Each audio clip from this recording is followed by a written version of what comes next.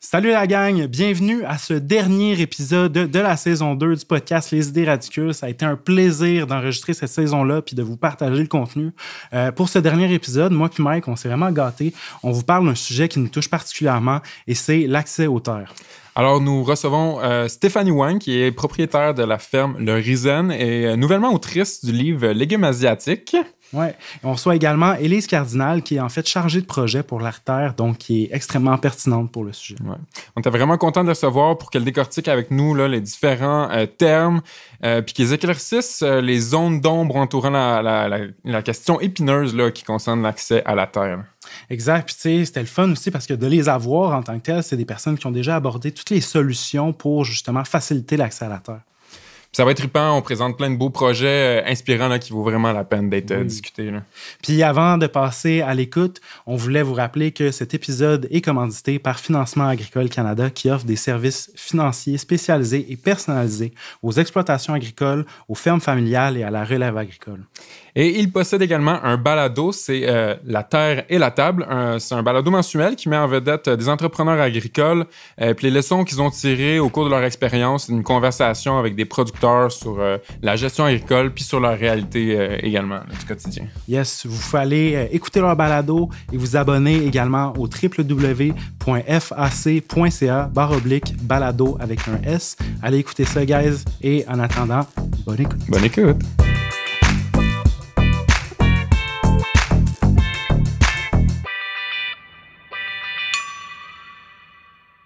Alors bonjour, aujourd'hui on est avec Élise Cardinal et Stéphanie Wang. Merci les filles d'avoir accepté l'invitation puis d'être avec nous. Ça va bien? Oui, merci. Oui.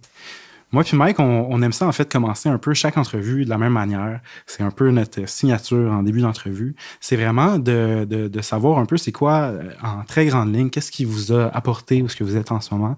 C'est quoi l'étincelle qui a allumé le brasier de votre passion? Ou qu'est-ce qui vous a un moment donné fait un petit déclic de genre j'aimerais ça aller en agriculture ou être dans tout ce qui est connexe aussi à l'agriculture?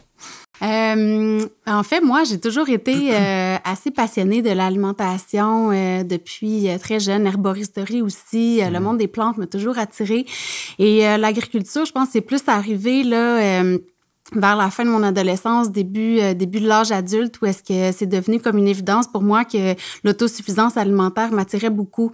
Donc, mes études en agriculture étaient plus pour une atteinte d'un projet personnel que vraiment pour devenir fermière.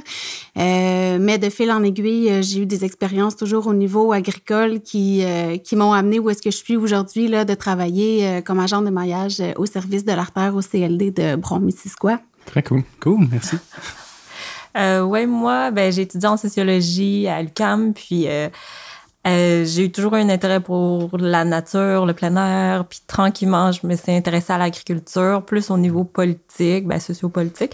Donc, après mon bac, je suis allée faire un stage de 10 mois en Inde avec une organisation paysanne qui est membre de la Via Campesina, le grand réseau international d'organisations paysannes. Donc, c'est vraiment ça qui m'a accrochée. On faisait de la recherche sur le terrain, on rencontrait des fermiers, puis c'est de voir aussi l'impact que peut avoir vraiment un mouvement organisé, massif, qui a une importance dans la société. Puis, quand je suis revenue, j'ai juste continué à m'impliquer avec des organisations paysannes.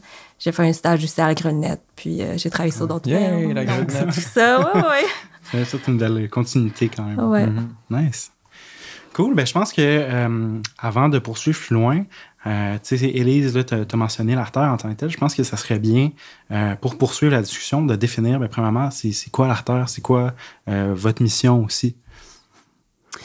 Ouais, en fait, l'artère, c'est un programme maintenant qui s'offre à la grandeur du Québec. Donc, on couvre 85 MRC sur 104 partout au Québec. Chaque territoire a pas mal son agent de maillage où est-ce que dans le fond, on va être amené à faire l'inscription des aspirants, donc ceux qui aspirent à démarrer un projet agricole d'un côté, puis de l'autre côté, des propriétaires, soit propriétaires terriens qui veulent louer, qui veulent vendre, ou des cédants qui veulent transférer leur entreprise agricole. Donc, l'agent de maillage devient un peu un intermédiaire entre ces deux ces deux plans là du monde agricole là qui des fois ont de la misère à se rejoindre, mais là deviennent comme offrent un lieu en fait où est-ce qu'ils peuvent se rencontrer. Donc ouais, c'est ça. Donc par rapport à l'artère, dans le fond, c'est vraiment, tu sais, au niveau peut-être plus historique, là, c'est né vraiment d'un désir de permettre d'avoir accès à la terre, à la relève agricole. Donc, c'est né dans Brome-Missisquoi suite, en fait, au PDZA, qui est le plan de développement de la zone agricole,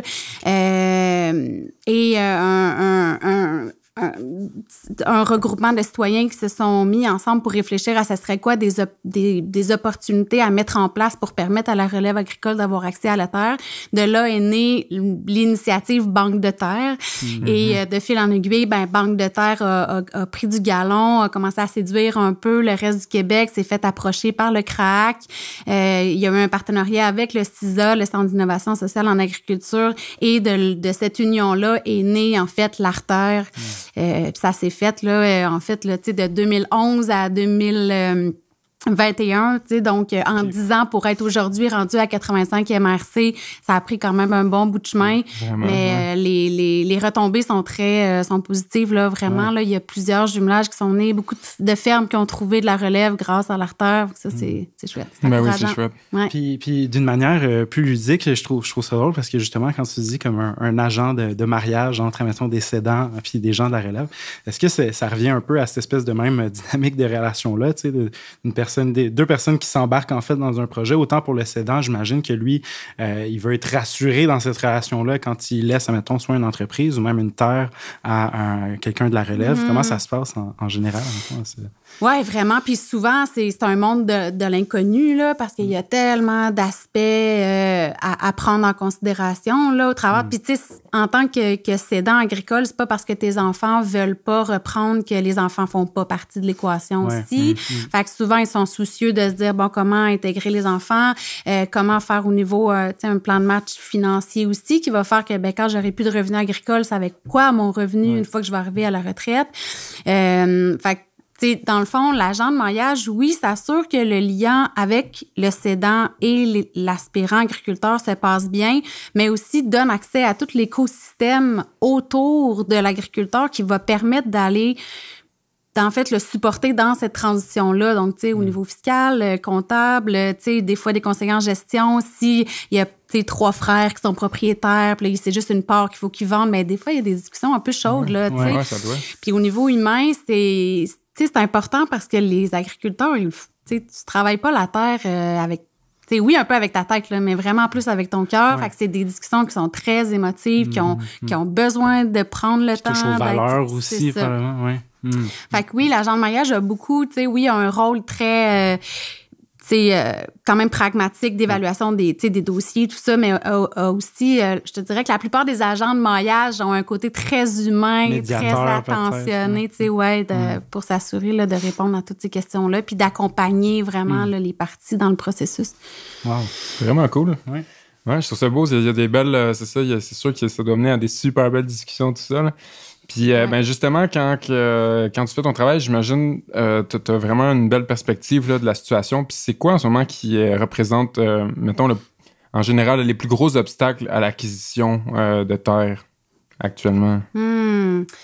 Ouais, bonne question. Tu sais, je te dirais que c'est sûr qu'il y a une grande majorité d'aspirants agriculteurs qui veulent acquérir et devenir propriétaire. Tu sais, c'est sûr que la location reste une option, mais celui qui est le plus attirant reste clairement l'achat. Puis pour l'instant, je pense que c'était déjà un phénomène qu'on pouvait voir depuis plusieurs années, tu sais, quand même l'augmentation du prix des terres, en lien avec la grandeur, c'est sûr, tu sais, dû au fait que, le morcellement est quand même difficile. Fait que, tu sais, c'est sûr que si on fait un prix à l'hectare puis que c'est des terres à plusieurs hectares, là, ça devient impossible à acheter. Mais en ce moment, je pense que ça a été quand même accéléré avec la COVID puis un peu l'exode là, vers les campagnes, l'exode rural a fait que, en fait, les terres ont vraiment pris beaucoup de valeur. Fait que il y a beaucoup de gens qui auraient peut-être potentiellement considéré l'idée de vendre au travers de l'artère, tu sais, mais qui finalement, vont plus pencher du côté d'un agent d'immeuble, tu sais, qui, lui, va pas prendre la peine de qualifier les gens qui vont acheter au niveau agricole. Tu sais, des fois, oui, il y a une partie de moi qui dit, coudonc, c'est un peu l'agent d'immeuble en moi, tu sais, que quand je marie justement quelqu'un qui achète une terre, ben c'est sûr que je fais un peu le rôle d'agent d'immeuble dans le sens que ce soit un prix légitime. Ouais, on a une fiche de vente, toute la patente. Mais jamais on va vendre à quelqu'un qui n'a pas l'intention de cultiver la terre, tu sais. Fait que c'est ça aussi qui est la grosse différence. Tandis que dans le marché immobilier classique, ben il n'y aura pas ce souci-là de s'assurer que la terre va garder sa vocation agricole.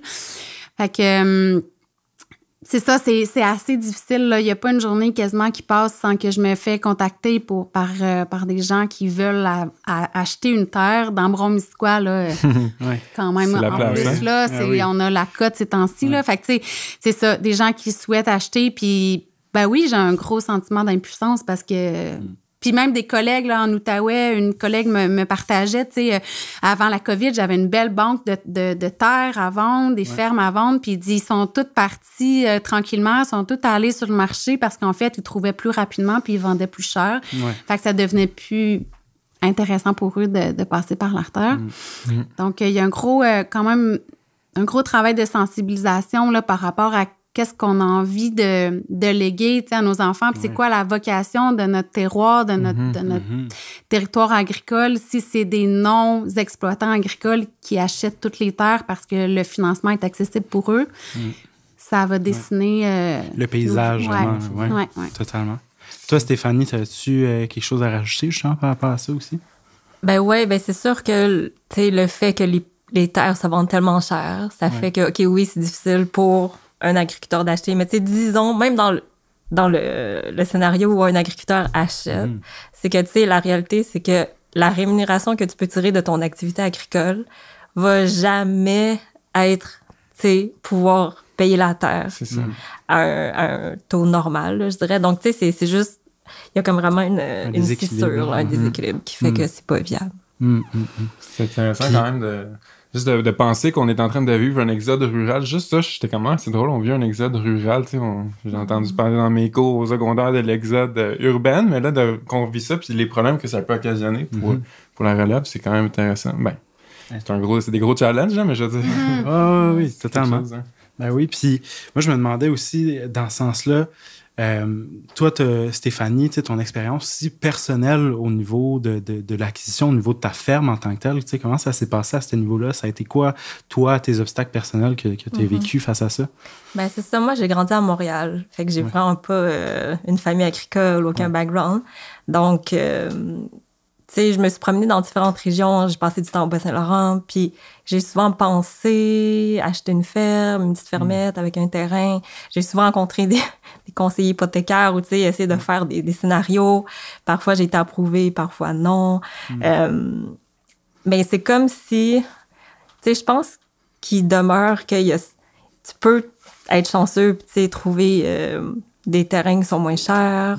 Mais aussi, des fois, c'est loin ou c'est reculé. Fait qu'il y a ça aussi, c'est comme, est-ce que, tu sais, être propriétaire à tout prix, puis là, s'exiler dans le fond d'un rang, ou... Perdre ton marché aussi, dans un sens, un peu. C'est ça, tu sais, pour moi, finalement, je pense qu'à chaque étape, je me dis, OK, tu sais, je veux vraiment attendre d'être dans une communauté qui me plaît. Je trouve que ça, c'était comme le critère le plus important. Mais pour certaines personnes, ça va être autre chose. Puis, ben ça fait que, c'est ça, je me suis retrouvée à Frédéricksburg, puis donc, j'ai toujours été en location, parce que... Obviously, j'ai jamais pu acheter. Puis, mais ça m'a appris plein de choses. Tu sais, c'est ça. À chaque location, j'apprenais différentes choses. Là, je me prépare à faire mon 3e déménagement. Wow. Dans une entreprise qui a combien d'années en ce moment, là, le Risen? Ben là, je commence ma 7e saison. Wow, quand même. Félicitations. Commence à avoir fait 10 000 ans. Oui, c'est clair. Le step de 7 ans, c'est gros dans l'entrepreneuriat. Oui, c'est ça. Puis c'est drôle, mais j'ai comme l'impression que on va en parler, là, mais avec la ferme Les Cocagne, le modèle qui est mis en place, c'est comme un peu ma vision d'un projet de rêve où j'aurais aimé m'insérer. Donc, ça tombe super bien. Nice. La vie fait bien les choses. Bon, puis là, on a parlé un peu de l'achat, de la location.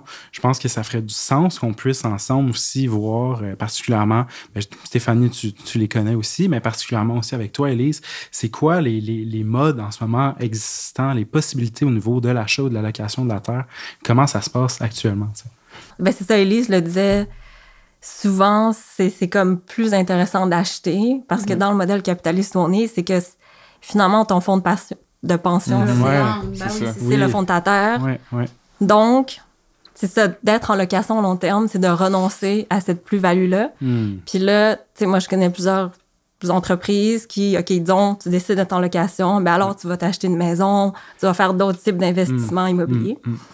Mais là, si tu peux pas non plus compter sur ta maison parce que, disons, tu fais partie d'un éco-habitat où il va y avoir un cap sur la spéculation, ben là, il faut vraiment que tu comptes sur ton entreprise puis que ton travail soit rémunérateur. Tu sais, ça, ben je trouve que c'est une question super importante, puis, mais qui a des gros défis parce qu'il y a plein d'enjeux connexes à ça, le prix des légumes, puis aussi notre salaire en tant qu'agriculteur.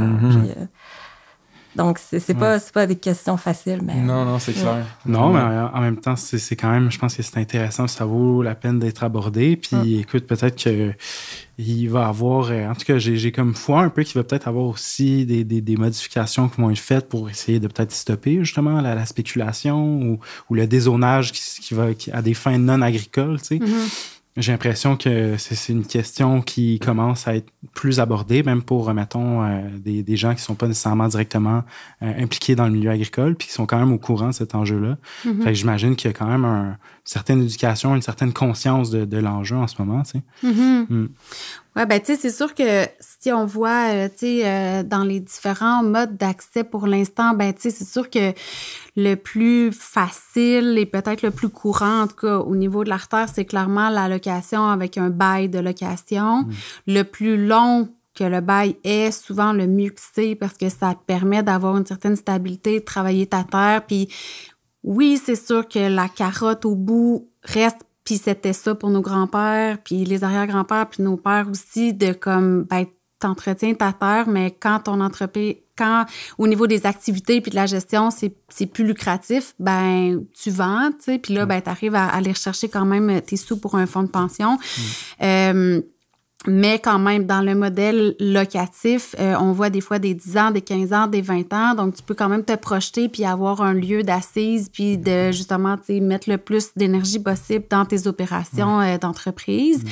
Puis quand même, qu'est-ce qui est le point intéressant de ce côté-là? C'est que souvent, au niveau des paiements mensuels, c'est vraiment bas. Tu sais, c'est un prix à l'acre qui tourne autour de 200 $ pour la saison. Fait que, tu sais, dans un cas d'une micro-ferme un peu bio-intensive, où est-ce qu'avec un 5 acres, t'es vraiment correct, ben, c'est 1 000 $ par année, tu sais. Fait que c'est sûr que ça te permet de réinjecter des sous dans ton entreprise, chose que si t'avais une hypothèque à 1 000 $ par mois, mettons, ben, ça serait peut-être plus difficile de pouvoir réinjecter des sous. Fait que bon, ça c'est un des modèles, là, l'aspect locatif. Il y en a qui vont avec location avec option d'achat. Fait que là, les propriétaires, des fois, ils peuvent avoir l'intention encore de rester. Fait que soit qu'ils disent, bon, ben, tu peux venir, tu loues, on fait une option d'achat. Puis, à la limite, même, ça peut être un usufruit de la maison, un usufruit des bâtiments, c'est-à-dire que c'est toi qui peux utiliser les espaces ou les propriétaires restent là, mais avec une promesse de vente pour un certain nombre d'années. Ça se voit aussi, mais ça, encore là, moi, j'ai eu des belles surprises cette année parce que j'ai commencé à accompagner deux parties là, qui voulaient faire ça, location avec option d'achat, au mois de novembre l'année passée. Puis en genre 7 mois, le prix est passé de 625 000 à 1,2 million. Et là là, quand puis, même. tu sais, les personnes âgées étaient, tu sais, ceux qui voulaient vendre étaient vraiment, tu sais, pleines de bonnes intentions, là. Genre, on veut aider la relève, on va, tu sais, comme vous accompagner là-dedans, on va vous aider. Mais ils se faisaient tellement dire par les gens autour que ça avait pas de bon sens. Puis eux autres, ils nommaient souvent qu'ils voulaient pas être le dindon de l'affaire, tu sais. En gros, dire, ben, gars, je te fais un prix d'amis, mais toi, tu te revires de bord, puis dans 2 ans, tu revends 3 fois le prix.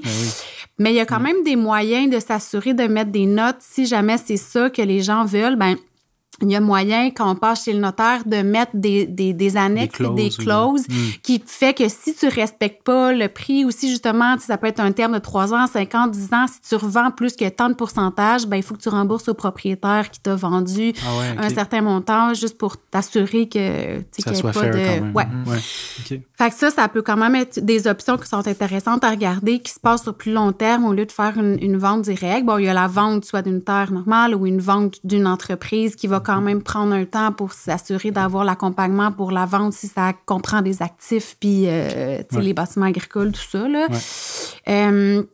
Puis un des modèles qu'on a vu récemment avec les cocagnes, on va sûrement l'aborder éventuellement, c'est vraiment un organisme, donc un OBNL qui a été fondé dans l'objectif de lever des obligations communautaires. Les obligations communautaires, c'est un peu comme des parts dans une coop.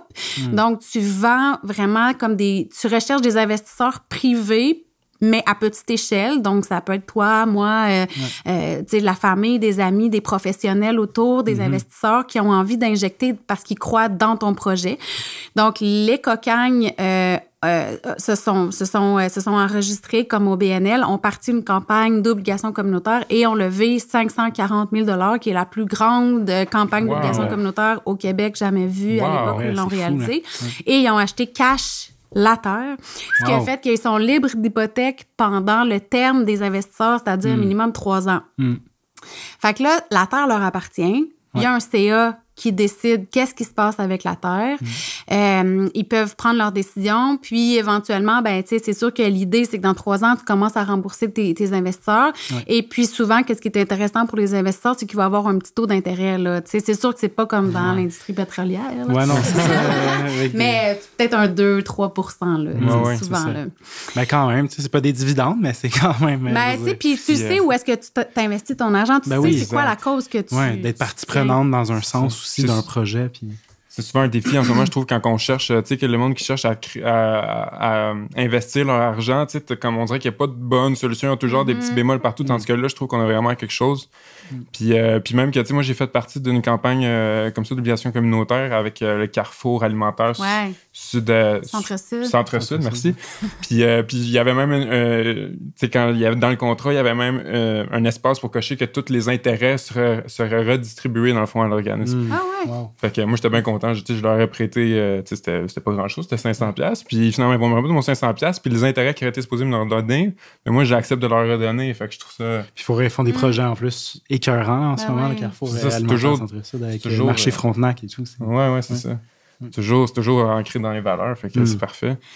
Oui, c'est mon chum qui a été directeur pendant 10 ans. Ah ouais, pour vrai? Couper ça au montage. Ben non, on peut pas, on le garde, écoute. C'est qui? On se connaissait Jean-Philippe Vermette. Ah, Jean-Philippe Vermette, c'est ton copain. La centrale agricole. C'est fou comment, pour vrai, depuis qu'on a commencé le podcast, comme... Tout est dans tout. Oui, tout est dans tout. Tout le monde se connaît. J'aime dire que la famille est grande, tu sais. Ah oui, c'est ça, c'est pas le monde qui est petit, c'est la famille qui est grande. Ouais. C'est ça. Mais très cool. C'est pour ça que on souriait, parce que c'est ça, c'est du monde connu. Ben bravo. Ben oui, c'est ça, c'est super. Bravo, puis merci. Puis, est-ce que tu avais... Je pense que tu avais terminé au niveau des modes existants un peu. Ben ouais. Je pense qu'il y a d'autres modes, mais tu sais, peut-être qu'on connaît moins. Je pense qu'aux États-Unis, ils ont plus exploré. Mais il y a un super bon livre chez Éco-Société, le manuel d'antispéculation immobilière. Ah, intéressant. On prend des notes, références. On va mettre ça. Il parle des servitudes de conservation, des bains amphithéotiques. Fait que, tu sais, il y a des choses, mais c'est très complexe au niveau juridique. Fait que c'est juste, tu sais, de décortiquer ça, mais il y a des possibilités. Ouais. Puis d'avoir peut-être aussi des instances comme, mettons, l'Artère qui vont éventuellement, sont déjà à l'avant-garde, donc vont se spécialiser aussi pour accompagner les gens dans ces nouveaux modes de tenure-là, j'imagine aussi. Ouais, peut-être. Ben oui, mais tu sais, je sais qu'il y a de plus en plus aussi au niveau légal, parce que c'est ça, surtout l'enjeu, c'est de faire fitter, tu sais, comme de s'assurer que tous les articles de loi sont respectés par rapport au marché immobilier, par rapport à... Je sais pas, là, je m'y connais pas dans toutes ces clauses-là, mais je sais que c'est ça le gros enjeu, c'est vraiment l'aspect juridique de l'accès à la propriété, là. Ouais, mais tu sais, c'est ça. Dans Bromésico, en ce moment, il y a quand même un grand chantier d'accès à la terre sur lequel il y a beaucoup de regards qui sont tournés. Donc, l'idée, c'est d'explorer, comme Stéphanie disait, les modes de tenure qui existent dans d'autres pays, qui existent dans d'autres écosystèmes. Donc, des fois, peut-être pour des écosystèmes, tu sais, forestiers, où est-ce que... il y a toutes des clauses de protection, tu sais, des écosystèmes. Donc, est-ce que ça serait possible de l'appliquer à un écosystème agricole? Donc, tu sais, sans réinventer la roue, ben, de voir qu'est-ce qui se fait, puis de dire lesquels on est capable d'appliquer à notre Parce notre que, modèle juridique. ouais, je me demande aussi comment ça se passe à ce niveau-là. Est-ce que la plupart des modèles qui sont employés ailleurs dans les autres pays, est-ce qu'en général, ils sont applicables? Ça se fait-tu? Là, je sais que tu parles de la barrière genre juridique, d'essayer de tout faire fitter ça, mais est-ce qu'on sait à date, y en a-tu des modèles qu'on a déjà importés puis qui ont fait leurs preuves en ce moment? Ben, je pense que les fiducies, Bon. ça a commencé plus aux États-Unis. OK. Fait que ça, c'est un modèle. Cool. Après ça, c'est que tu as des modèles qui sont liés aussi à des systèmes politiques, tu sais, comme le MST au Brésil ou à Cuba, le mouvement de paysans, tu sais, qui sont plus liés aussi à des idéologies, tu vois. Mais c'est quand même intéressant à Cuba, c'est que l'Association des petits agriculteurs, la NAP, tu sais, est très puissante, puis est comme à l'échelle du pays, puis à tous les différents paliers. Puis en fait, eux, ils peuvent céder des terres à des jeunes. Ils ont comme des banques de terres, puis c'est tout en coopérative. Il y a beaucoup de formations, puis ils peuvent même donner des crédits pour construire des maisons. Donc, tu sais, il y a beaucoup de choses qui se font en Indonésie aussi. En tout cas, à travers la Via Campesina, il y a tellement d'initiatives, mais c'est ça, souvent, c'est la volonté politique. Fait que, tu sais, c'est soit une association syndicale forte qui va vraiment mettre de l'avant. Puis, à travers, c'est ça qu'il y a eu des réformes agraires où ils se font donner des terres, mais tu sais, c'est ça. Il faut qu'il y ait de la volonté politique, soit du gouvernement ou du terrain. Mais ça revient souvent à ça quand même. Volonté politique, là, quand il n'y en a pas, les choses bougent moins vite qu'on le voudrait, c'est ça. Malheureusement. Puis pour revenir peut-être un peu en arrière, là, tu avais commencé à aborder le jardin des Cocaignes. Élise, ça serait le fun qu'on puisse définir c'est quoi le jardin des Cocaignes, c'est quoi ce projet-là? Les Cocaignes, ça fait référence à l'abondance. Ben, en fait, l'instigatrice du projet, c'est Stéphanie Hinton. C'est elle qui a créé l'OBNL, qui a levé la campagne d'obligation communautaire. Puis, donc, c'est une OBNL, puis le but, c'est que ça devienne une coop de solidarité qui va accueillir plusieurs entreprises sur la ferme. Donc, tu sais, c'est un terrain de 50 acres, assez diversifié. Il y a de la forêt, tu as des zones humides, tu as un étang, tu as quelques acres cultivables. Donc, c'est pas un terrain qui se prête typiquement à la grande agriculture. Donc, tu sais, c'est un terrain qui, depuis comme 10 ou 20 ans, qui était en friche. Les gens l'achetaient, les projets aboutissaient pas, ça se revendait. Donc, tu sais, ça fait très longtemps que c'était pas cultivé. Puis c'est ça, moi, j'ai toujours cru que, tu sais, un terrain de 50 acres pour une entreprise, pour une famille, tu sais, c'est quand même beaucoup de travail à entretenir. Donc, ça fait juste vraiment du sens que plusieurs entreprises puissent vivre des activités sur cette terre-là, puis se partager des ressources, de l'équipement, des connaissances, s'entraider. Puis mutualiser des activités d'agrotourisme, tu sais, de mise en marché. Donc, ça fait du sens. Ça fait beaucoup de sens. Hein? Autant avec nos valeurs que, tu sais, financièrement, ça fait du sens. Écologiquement, ça fait du sens. C'est vraiment beau, c'est cool. Au niveau de l'énergie aussi, tu sais, à un moment donné, l'énergie humaine a quand même sa limite. Là, chacun apporte l'eau au moulin. Ben oui, c'est ça, mutualiser les ressources humaines aussi en tant que tel, c'est sûr que ça a des avantages. Puis justement, pour parler un peu des avantages, mais aussi peut-être est-ce que vous entrevoyez quand même déjà certains défis auxquels vous devez faire face, puis les solutions qui en découlent aussi? Ben, c'est sûr que les défis, ça va être la communication, le travail d'équipe. Tu vois, là, on a terminé un peu l'année 0, qui était l'année où on préparait le terrain. Là, on va commencer notre année 1. Donc, tu sais, les Siffleux, qui est une autre coopérative maraîchère, démarre. Le Raisin aussi, première année là. Donc, ça va être de mettre en place, en fait, une charte de pratique, de comment on fonctionne, comment on communique. Puis, c'est aussi... C'est ça, c'est de penser au collectif, mais aussi, on a chacun notre entreprise. Donc, il faut toujours penser à tous les intérêts puis comment ça peut fonctionner. Une belle balance individu, le collectif, le projet, puis tout ça doit bien tenir là, en équilibre. Puis, selon toi, qu'est-ce qui fait, admettons, la réussite, justement, de la communication dans un projet comme ça? Est-ce que, justement, ça passe par une charte rigoureuse? Comment... Moi, c'est ça... Considérant mes expériences précédentes, ben oui, plus c'est clair dès le début, c'est quoi les attentes de chacun, c'est quoi les responsabilités de chacun, c'est quoi les prix pour les différentes choses. Plus c'est clair, moins t'as de risque de conflit. Puis le mieux, c'est si tu peux l'écrire puis le signer. Ouais. Mais s'il y a la confiance verbale, ça peut être correct aussi. Mais ouais, plus c'est clair. Puis je sais qu'au niveau des cocagnes, tu sais, c'est très professionnel dans le sens où, tu sais, il y a un SCA qui est formé. C'est une équipe, comment dire, très compétente, complémentaire. C'est des personnes qui ont la vision, mais qui ont aussi des compétences. Donc, je pense que... Ça a été réfléchi aussi en amont là, pour que ça puisse, comme chacun puisse bien s'incorporer ensemble. Puis... Il y a eu un gros travail parce que dans le fond, les siffleux, c'est l'artère qui... c'est grave. Ben, je veux dire, j'étais déjà en démarche avec la gang des siffleux. Au début, il y était 3. Finalement, ils ont fini 4. Mais, tu sais, ils cherchaient déjà une terre. Puis c'était un peu une espèce de coup du hasard que là, la terre est apparue. Stéphanie, tu sais, a réussi l'acquisition miraculeuse. Puis le trio des siffleux a comme flashé sur ce projet-là. Fait qu'on a commencé le maillage qu'on appelle, là, le jumelage avec eux.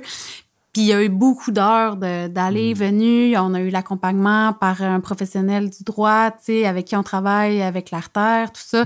Donc, un bail de location a été écrit, tout avait été défini, supervisé par le CA, supervisé par l'artère, par la professionnelle du droit. Fait que, tout ça, ça a comme donné naissance à une espèce de canevas de base, Je sais pas si après ça l'a inspiré, ça vous a peut-être permis d'aller, de mettre sur papier une fois aussi que l'Horizon a voulu s'installer, je pense que...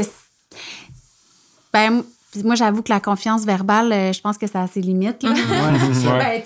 J'y crois aussi, je pense, en tant qu'humain, il faut se faire une confiance, mais moi aussi, j'abonde à fond dans ce que Stéphanie a dit, que le plus clair, c'est... Fait que, même si c'est un bail de location...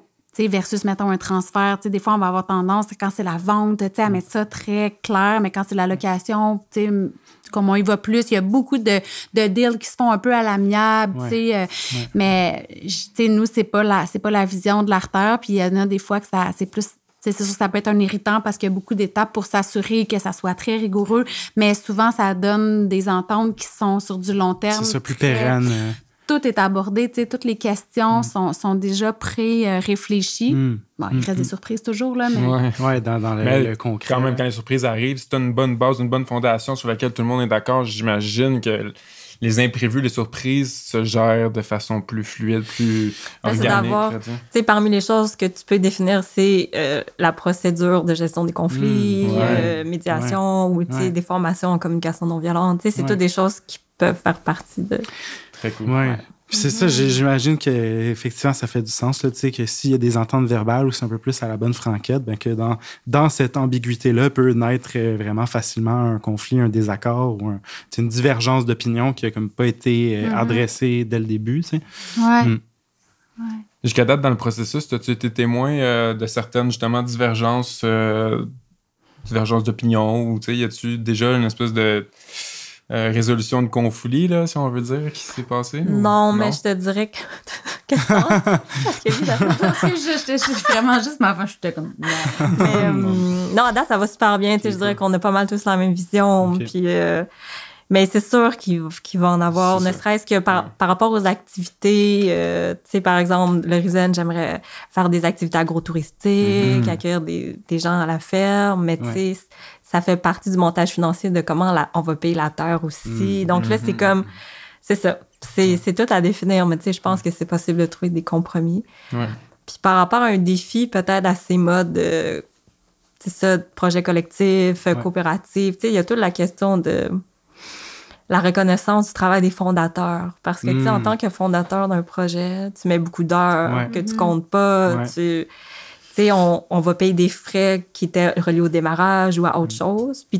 Puis le but d'une coop, c'est d'être périn dans le temps. Donc, c'est ça, c'est juste les prochaines générations, comment ils vont s'insérer dans le projet. Puis tout est comme là sur la table. Je trouve qu'il y a un gros défi là. Moi, je réfléchis à transférer l'Horizon en coopérative. Fait que c'est des questions que je me pose aussi. Cool. Ben oui. Comment ça va pouvoir se transférer, justement, se répliquer tout en gardant les valeurs ou l'esprit initial? Là? Ouais, ben c'est juste que c'est ça, dans les premières années, tu sais, on met beaucoup d'heures qu'on se rémunère pas Non, c'est ça. nécessairement. OK. Fait que c'est plus à ce niveau-là. Ah, c'est à ce niveau-là, OK, ouais. OK, je comprends. J'aimerais ça qu'on définisse de quoi, parce que moi, c'est un truc aussi que je suis tombé dessus comme terme, puis comme mode de tenure, puis j'aimerais ça qu'on puisse le définir ensemble aujourd'hui. Je parle de la FUSA en ce moment. J'aimerais ça qu'on puisse parler, premièrement, c'est quoi, tu sais, puis c'est ça, c'est quoi, en fait? Donc, le définir. Ouais. Ben, FUSA, à la base, c'est fiducie d'utilité sociale agroécologique. Ouais. Social, mais je me demandais c'était quoi. FUSA. Mais je sais pas si je le mettrais tant que ça dans le mode de tenure, tu sais, dans le sens que c'est pas parce que tu as une FUSA que tu vas avoir accès à la terre. En fait, la FUSA, ce qu'elle va faire, c'est qu'elle va venir protéger à perpétuité la vocation agricole de la terre. Fait que c'est le seul moyen pour l'instant de dire la seule activité possible sur cette tranche de terre-là, c'est de l'agriculture. Ouais. Mais tu sais, c'est pas, ça va pas faire que le prix va être capé. Ça va pas nécessairement faciliter un jeune à avoir accès à la terre. OK. Fait que c'est pour ça que je sais pas si je l'appellerais mode de tenure, dans le sens que pour moi, le mode de tenure, c'est un mode d'accès, tu sais, comme comment est-ce que tu peux avoir accès. Ouais. Ben, dans un sens, le fait que non, ben, ce qu'on connaît, c'est que c'est les cas où la fiducie trouve une façon d'acheter la terre. Donc, tu sais, une fois que la terre est achetée, pour les agriculteurs, en fait, c'est qu'ils auront juste à payer plus ce qui est sur les bâtiments, l'activité agricole. En tout cas, le modèle de Cadet-Roussel, c'est comme ça. Donc, tu sais, les agriculteurs sont propriétaires de leur entreprise qui possède les bâtiments, tout ce qui est sur la terre. Mais tu sais, ça vaut quand même de l'argent, c'est ça. Ils n'ont pas le fond de terre en tant que tel, mais ils ont tout ce qui vient avec. Fait que ça se vendrait quand même moins cher un peu. Oui, parce que tu n'as pas à vendre ni à acheter la terre. Ouais, c'est ça. Mais disons que tu es un propriétaire privé puis que le modèle de FUSA t'intéresse, il faut quand même que tu trouves un moyen de te faire acheter ta terre pour la mettre en FUSA ou que tu fais un don à la FUSA. Tu sais, ça dépend, il y a plusieurs moyens. Ouais. Mais tu sais, l'idéal, ça serait, tu sais, c'est ça. Moi, je rêve souvent, tu sais, parce que il y a, tu sais, Community Land Trust là, tu sais, aux États-Unis, qui sont comme une espèce de mouvement où est-ce que dans le fond, il y a des terres qui sont mises à la disposition, dans le fond, par des organismes qui sont mis à disposition des gens. Donc, tu deviens encore là un peu comme le modèle de Cadet-Roussel, tu deviens propriétaire d'une partie superficielle de la terre, mais la terre continue toujours d'appartenir à l'organisme, puis elle loue, dans le fond, l'utilisation de la terre aux propriétaires de la partie superficielle. Ouais. Non, ça il y a des beaux sens, schémas qui sont vraiment plus faciles à comprendre, mais tu sais, c'est ça. Fait que dans le fond, en ce moment, il y a un mouvement qui s'appelle Foncier solidaire, tu sais, Brome-Missisquoi pour l'instant, mais éventuellement peut-être plus au Québec. Là. Il y a un site internet, là, fonciersolidaire.org. Puis, tu sais, l'idée, c'est un peu ça, tu sais, de se dire, est-ce que c'est possible en tant qu'organisation de se faire, tu sais, soit que nous, on achète des terres ou on se fait léguer des terres, on assure la gestion, donc, tu sais, installation de l'eau, l'électricité, la gestion des déchets, tout ça.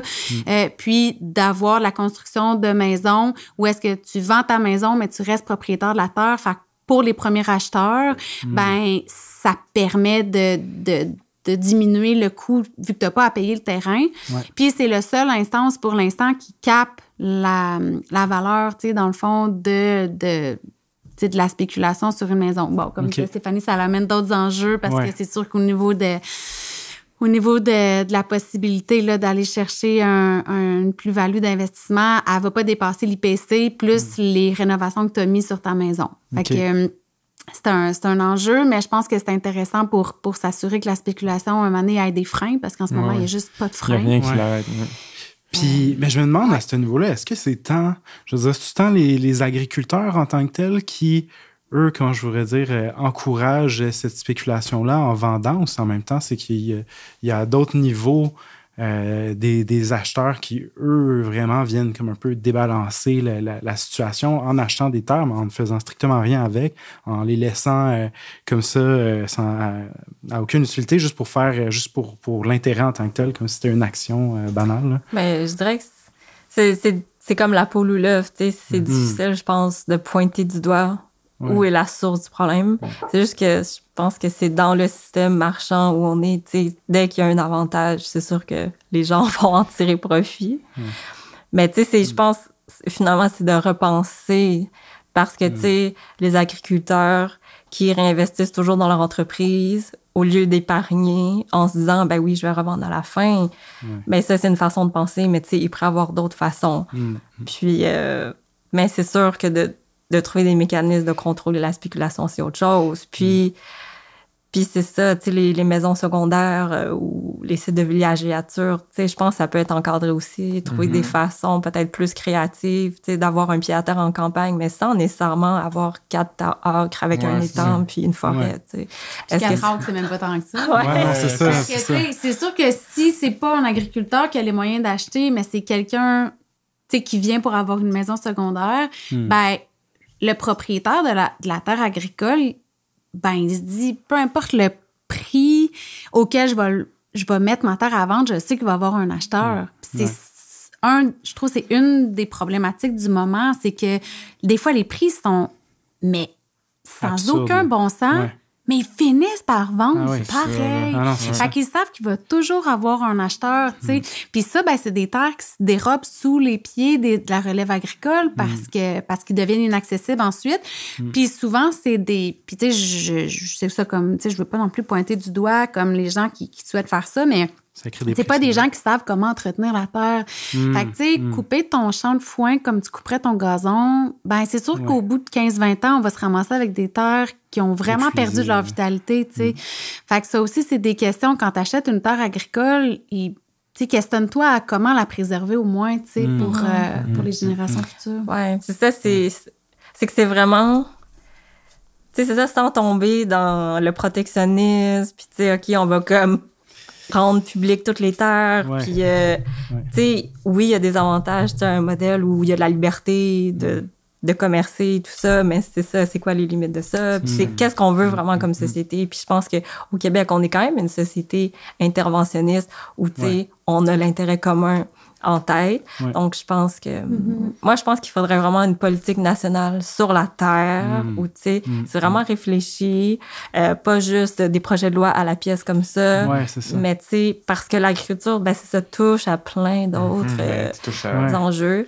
Puis, tu sais, je pense que la terre agricole doit vraiment aller en priorité aux agriculteurs. Puis après ça, moi, je pense... Ben, au niveau des subventions aussi, je pense qu'il y a vraiment quelque chose à repenser parce que, tu sais, tu vas en école d'agriculture, tu touches quand même des grosses subventions qui vont à l'individu.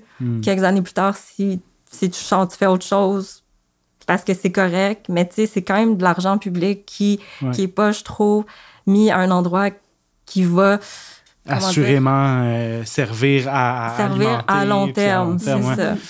Enfin. Il y a des terres publiques qui pourraient être mises à la disposition de la relève agricole.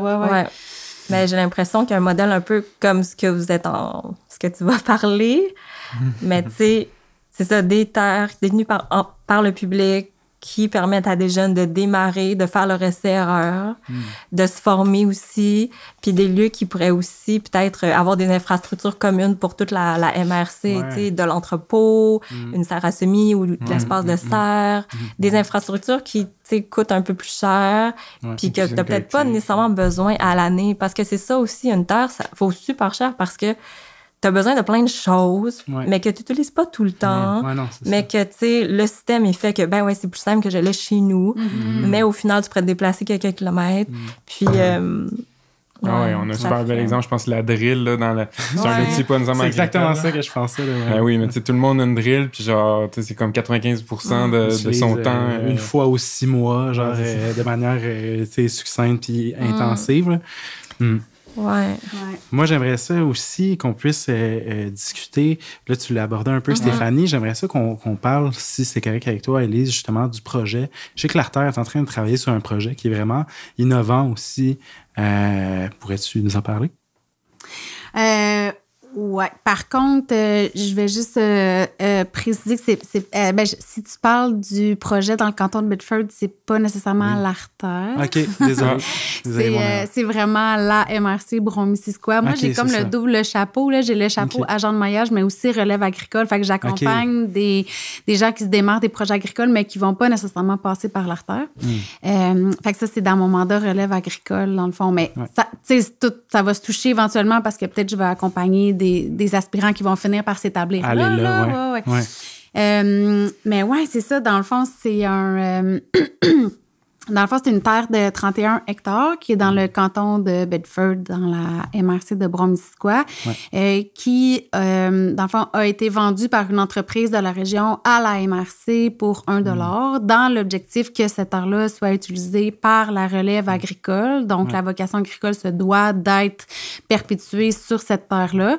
Ce qui était une super opportunité, dans le fond, pour la MRC pour développer un projet un peu, justement, qui s'insérait dans le chantier d'accès à la terre. Donc, c'est le volet 3 du chantier d'accès à la terre qui est vraiment le volet plus mise en pratique d'un mode de tenure autre, là. Donc, c'est sûr que ça a un peu le modèle, incubateur agricole, mais au lieu d'être, sur une courte période, c'est-à-dire des fois, c'est 1 an à 3 ans, tu vas pouvoir faire ton projet, tu vois si t'aimes ça, l'agriculture, développe un peu ta mise en marché, mais souvent, maximum 3 ans, tu te dois de laisser ta place à quelqu'un d'autre. Là, nous, la plateforme, on la veut vraiment pour, un terme qui pourrait être de 10 ans, 15 ans, 20 ans, tu veux rester là, tu restes. Donc, c'est ça. Puis, en parallèle de la réflexion sur comme la gestion de cette terre-là, on est accompagné par l'organisme protecteur pour mettre cette terre-là en FUSA, ce qui permettrait, dans le fond, outre la priorité de la MRC de la conserver, ça lui donnerait vraiment un statut légal qui ferait que plus jamais on pourrait la vendre pour autres objectifs que la terre agricole. Même la MRC qui a démarré, puis qui l'a acquis, ne pourrait pas dire on fait changer l'utilité ou c'est cool. Ça devient vraiment encadré légalement. La FUSA, c'est vraiment ça, c'est un cadre légal qui comme vient ficeler la vocation agricole de la terre qui est mis dedans. Puis l'objectif, nous, c'est d'avoir une FUSA régionale. Fait que cette terre-là, c'est la première qui va comme constituer la banque de terre de la FUSA régionale. Mais tu sais, s'il y avait Bromont qui avait une terre ou qui avait, je sais pas, Abercorn ou monsieur, madame, tout le monde qui a une terre qui veulent protéger, se disent, moi, j'ai une terre, puis écoute, je l'utilise pas, j'aimerais ça m'assurer qu'elle soit encore là pour les générations futures. Est-ce que vous pourriez la prendre? Oui, puis on devient comme un organe de gestion de terre. Il y a un conseil fiduciaire qui est constitué de 7 personnes, autant des organismes, plus municipaux de protection de l'environnement, des conseillers municipaux, des agents sûrement de développement, là, soit moi ou ma collègue Leslie, qu'on siégerait sur le comité. Donc, 7 personnes comme ça qui seraient réunies pour s'assurer de la gestion puis de la préservation de la mission. Un peu comme un CA ferait avec un OBNL, le conseil fiduciaire s'assure que la mission de préservation, nous, ça serait agroécologique. Fait que on ne veut pas obliger quelqu'un d'avoir son permis biologique, mais assurément qu'il va falloir qu'il rencontre... des pratiques écologiques puis des standards. C'est ça. Ça peut être de la formation, formation sur la terre. C'est ça. C'est tout détaillé dans les affectations là, de la création de la FUSA. Donc, une fois que la FUSA va être créée, dans le fond, ça, c'est l'aspect légal. Puis l'aspect opération plus gestion des activités agricoles, on projette peut-être une coop de producteurs ou coop de solidarité. On n'est pas encore trop enligné. Là, on va se pencher là-dessus à partir de février. Il va y avoir un appel à emploi pour un contrat pour développer un modèle d'affaires, en fait, qui est viable parce que le CISA mène en ce moment une étude là, sur le développement d'un réseau d'incubateurs au Québec, dont on va faire partie de la démarche aussi. Mais un des gros points, des gros freins qu'ils ont vu par rapport à ça, c'est l'aspect financier, la viabilité, d'avoir une personne en charge, plus gérer les opérations. Fait que dans la création d'un modèle d'affaires, ça serait de dire, comment est-ce qu'on est capable d'aller chercher assez de revenus pour se payer peut-être une ressource. Une personne qui gère vraiment. C'est ça. Puis après ça, la mutualisation, des bâtiments agricoles, machinerie, mise en marché commune, travaux de la terre, creuser un puits, whatever quoi. Ça peut être partagé à travers les occupants. Là, c'est ça. C'est deux entités. La FUSA va gérer la terre, puis le coop va gérer les opérations, mais il va y avoir un lien de proximité entre les deux. Ouais. Mais c'est ça. Fait qu'on est au balbutiement, puis ça va se jouer dans les prochains 2 ans, là, la création de ça. Fait que yes, parce que oui, on croise les doigts pour que ça l'aboutisse. Pour vrai, c'est ça, c'est un projet écœurant. Puis, pour je n'ai qu'à vous louer pour l'effort que vous êtes en train de faire. Puis, moi, j'avais eu un questionnement tantôt, parce qu'on parlait du cadre légal qui protège vraiment la terre avec la FUSA. Est-ce qu'à date, on a vu, comme, admettons, avec les lois en ce moment, il y a des lois qui, malgré le zonage vert, il y a avec des pressions, il y a des terres qui finissent par être dézonées aussi. Est-ce qu'il y a des possibilités de pouvoir, je sais pas moi, contourner une FUSA? Est-ce que ça existe? Ça s'est-tu à date ou pour l'instant, c'est cané, c'est béton, ça marche? Moi, je suis pas au courant. Jusqu'à preuve du contraire. Je penserais pas. C'est parce que souvent, dans ces histoires-là, le propriétaire peut-être est prêt à vendre, là, tandis qu'une FUSA, il faudrait que le conseil fiduciaire... je sais pas. Je peux pas répondre à cette question-là. Là. Comment savoir si, par exemple, est-ce qu'un gouvernement pourrait, se... défaire c'est ça, avec une mesure... mais bon, on ne sait pas. Ouais, c'est ça. Mais à date, en tout cas, ça s'est pas vu, c'est ça. Il faut pas leur donner des idées. Là. Non, on n'a rien dit. On passe à la prochaine question. C'est bon, coupé. Bon, on l'espère pas. Ouais. Mais en parlant un peu du gouvernement, là, puis des lois en ce moment, il y a quand même pas si longtemps, environ 2 mois, il y a eu le nouveau projet de loi numéro 103 sur l'allègement du fardeau fiscal. Puis il y avait un gros volet notamment qui touchait vraiment la possibilité de pouvoir fractionner les terres, puis toute la mission de la CPTAQ là-dedans. Est-ce que vous êtes au courant? Puis si oui, c'est quoi vos réflexions comme ça, là, a priori? Ben moi, j'ai pas suivi le dossier de proche. Mais selon ce que j'ai vu, c'est ça la volonté est positive de vouloir permettre des plus petits morcellements pour les petites entreprises. Après, je pense que le souci de bien des intervenants, c'était de dire, OK, mais après ça, il n'y a rien qui balise la surenchère. Donc, on retombe dans le même problème que, OK, en fait, les petites parcelles valent plus cher à l'hectare parce qu'elles sont super prisées. Donc, qu'est-ce qu'on fait pour s'assurer que ça reste dans les mains des fermiers? Puis fait que la réflexion est comme pas aboutie encore. C'est les mêmes enjeux qui vont ressortir malgré tout. Oui, mais ça fait longtemps, je pense que ça fait des décennies que la petite agriculture demande ça, une petite flexibilité au niveau de la CPTAQ pour accepter ces projets-là. Ouais.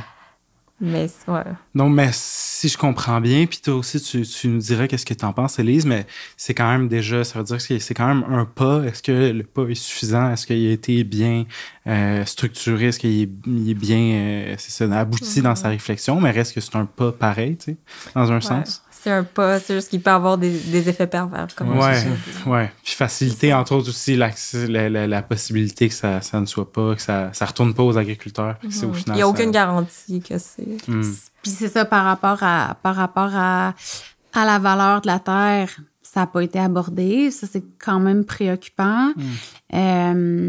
Puis qui va avoir accès à cette terre-là? Est-ce que le gouvernement va mettre en place un système de filtre, puis un peu peut-être de qualification, des agriculteurs? Quand tu vas aller demander un prêt, des fois, oui, on se plaint un peu de la rigueur, de la financière agricole du Québec, pour réussir à avoir les subventions, la prime à l'établissement. C'est beaucoup de c'est beaucoup de travail pour réussir à aller chercher les sous. Mais en même temps, il s'assure que les sous, justement, qui sont des fonds publics, servent vraiment à la mise en place d'une entreprise agricole qui va être viable, parce que si t'es mal préparé puis t'as une idée, moi j'ai vu là quelque chose à la télé ou j'ai lu tel livre. Clin d'œil. Puis je veux me démarrer une entreprise, agricole, mais OK, mais il faut que tu pousses plus loin puis que tu fasses tes devoirs pour s'assurer que ça soit viable. Ça serait chouette qu'il y ait un peu le même processus pour pour l'accès à ces terres-là qui seraient morcelées.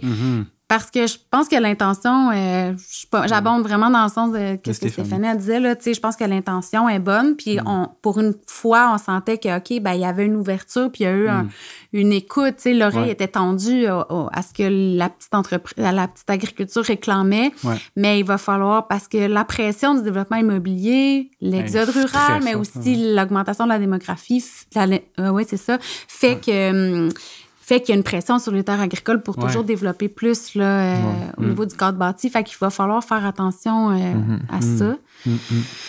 Ouais. Puis je pense que ça a été aussi un petit peu maladroitement avancé. Si je me trompe pas, c'est comme c'est le ministère, c'est le ministre de l'économie qui est comme avancé ce projet de loi-là, alors que comme oui, ça touche certainement plein d'aspects à l'économie, mais qu'on a l'impression que c'était pas fait d'un move, tu sais. Si ça a été vraiment pour l'agriculture, pourquoi ça n'arrêtait pas un projet avancé? En tout cas. Ça, puis c'est quand même un projet de loi, je pense, énorme aussi. Là, fait que c'est comme ça touche genre à plein de volets. Ça se veut comme une espèce de projet de loi touche à tout. C'est peut-être un peu l'erreur aussi. Ben, l'erreur. Mais c'est peut-être Ouais, vas-y. Est-ce que je t'écoute? Non, vas-y. Tu sais, j'ai pas vraiment suivi ce dossier-là, fait que je parle peut-être à travers mon chapeau, mais je pense que peut-être des fois, ça peut être une stratégie politique pour permettre quelque chose qui n'aurait pas fonctionné. Ça avait été juste un projet de loi agricole parce qu'il y a des intérêts très forts qui sont contre. Ah, c'est intéressant. Ça fait que ce serait comme une manière de céder au lobby. À travers l'administratif, dans contourner la politique. Tu vois, j'avais pas vu ça. On spécule, mais peut-être de voir ce point de vue-là, c'est intéressant.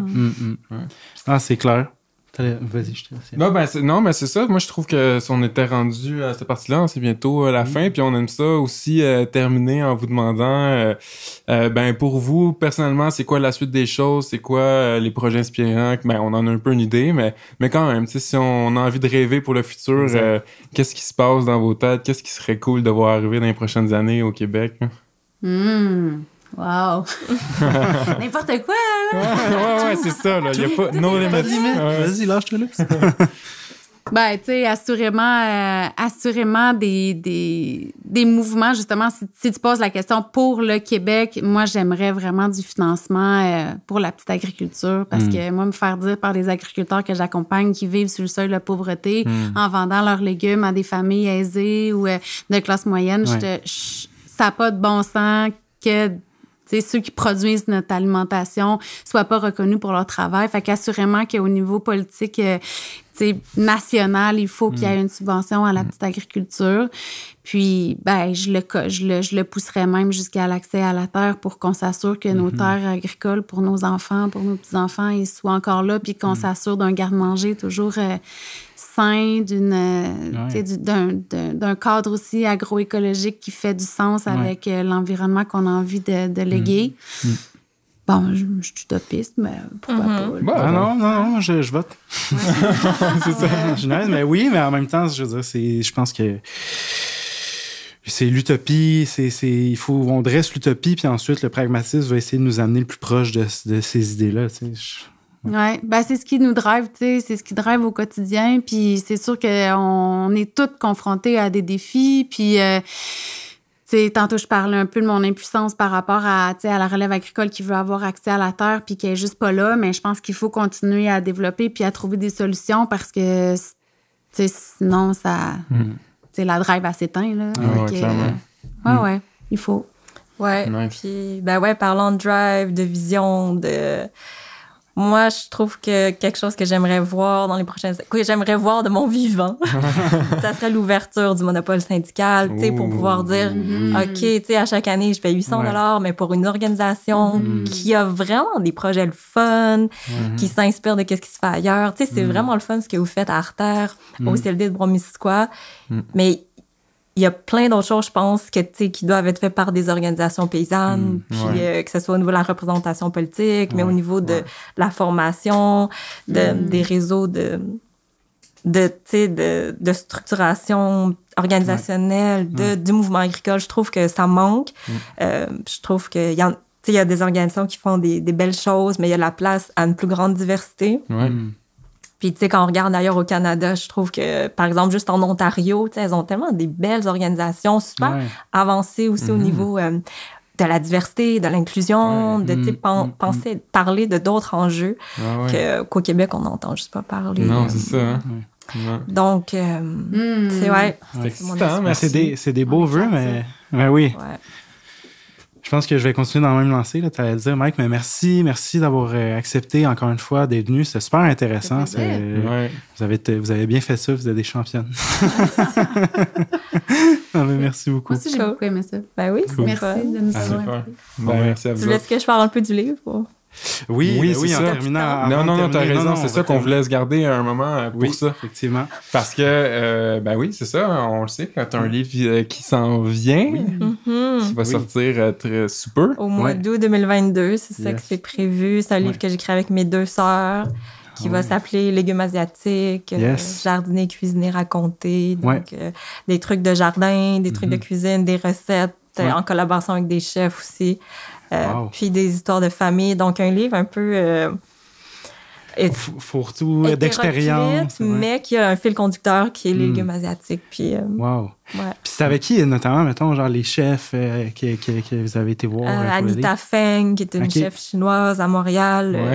Jérémy Bassin du Monarque.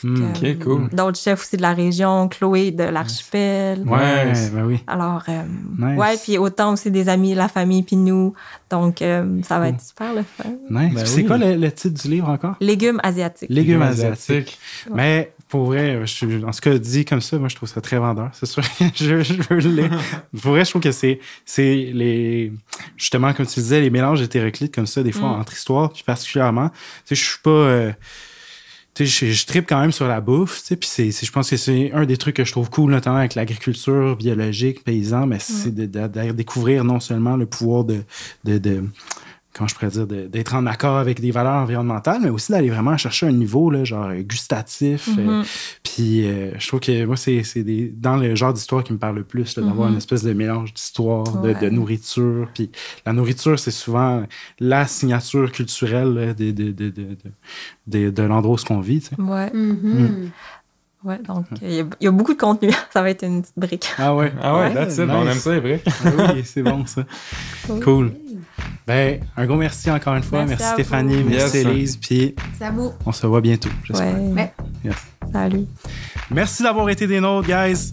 Grande nouveauté cette année, nous sommes aussi maintenant présents sur Patreon. Donc, tous les épisodes seront disponibles 2 semaines à l'avance en primeur. Puis, quelque chose me dit que tous les abonnés pourront également avoir accès à des contenus exclusifs. Alors, si vous souhaitez nous soutenir, allez vous abonner à notre compte Patreon, Les Idées Radicules. Sinon, comme d'habitude, tous les épisodes seront disponibles 2 semaines plus tard sur nos plateformes. Et donc, si c'est pas déjà fait, allez nous suivre sur notre page Facebook et la chaîne YouTube d'Élevage et Culture pour regarder tous les épisodes vidéo des Idées Radicules. Et puis, pour les amateurs de contenu audio uniquement, vous pouvez nous retrouver en fait sur Spotify, Apple Music et Google Podcast. À la prochaine, guys! Salut, merci!